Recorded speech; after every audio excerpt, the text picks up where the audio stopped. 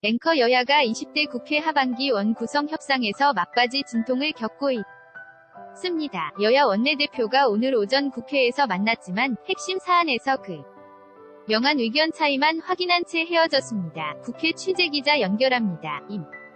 성호 기자, 여야 원내대표들끼리 만난다기에 원구성 협상이 타결되는 건 아닌지 생각했는데 일단 무산됐군요. 기자 더불어민주당 홍영표, 자유한국당 김성태, 바른미래당 김관영, 평화와 정의의 모임 장병환 원내대표가 오전에 1시간 반가량 회동했지만 별 소득이 없었습니다. 앞서 지난주 만났을 때 이번 주 초 협상을 마무리한다고 말한 터라 오늘 만남에서 타결을 볼 거란 안팎의 기대감이 컸습니다. 하지만 막상 회의장 안에선 고성이 오가는 등 여전히 의견 차이가 크다는 걸 보였습니다. 가장 큰 문제는 역시나 법사위를 둘러싼 민주당과 한국당의 갈등입니다. 한국당은 집안 권력과 장악한 정부 여당을 견제하기 위해서라도 법사위는 포기 못한다고 강조했습니다. 또 민주당이 법사위를 고수하는데 청와대의 입김이 작용했다는 의혹을 제기했고 민주당이 즉각 반박하는 등 설전이 벌어졌습니다. 김성태 자유한국당 원내대표 국회에서 원구성 협상에 많이 임하고 국회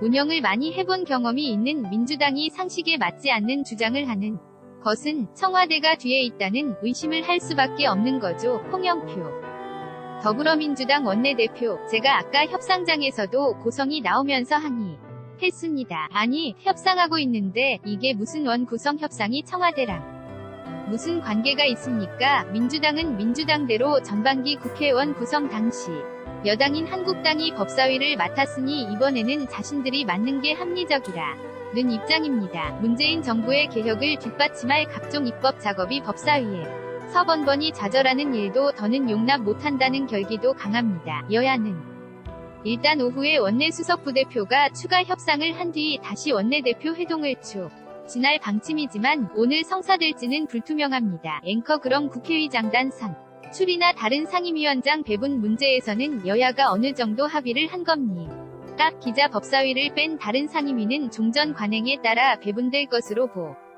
보입니다. 특히 국방위나 정보위, 기획재정위 등 주요 상임위는 주로 여당이 맡아온 만큼 이번엔 민주당이 맡을 가능성이 큽니다. 이를 포함한 상임위 배분은 민주당이 8곳, 한국당이 7곳, 바른미래 2곳, 평화와 정의가 한 곳을 맡는 형태가 될 전망입니다. 애초 평화와 정의는 2곳 위 상임위원장을 요구했는데요. 앞으로 교육문화체육관광위원회 등 거대 상임위를 쪼갤 때 평화와 정의를 배려하는 방안이 거론되는 것으로 알려졌습니다. 국회의장단의 경우 민주당이 국회의장, 한국당과 바른미래당이 각각 국회부의장 한 자리씩 나눠 맡기로 정리된 것으로 전해졌습니다. 이에 따라 법사위원장 배분 등 남은 핵심 쟁점을 여야가 얼마나 빨리 해소할 수 있을지가 관건이 됐습니다. 지금까지 국회에서 YTN 임성호입니다.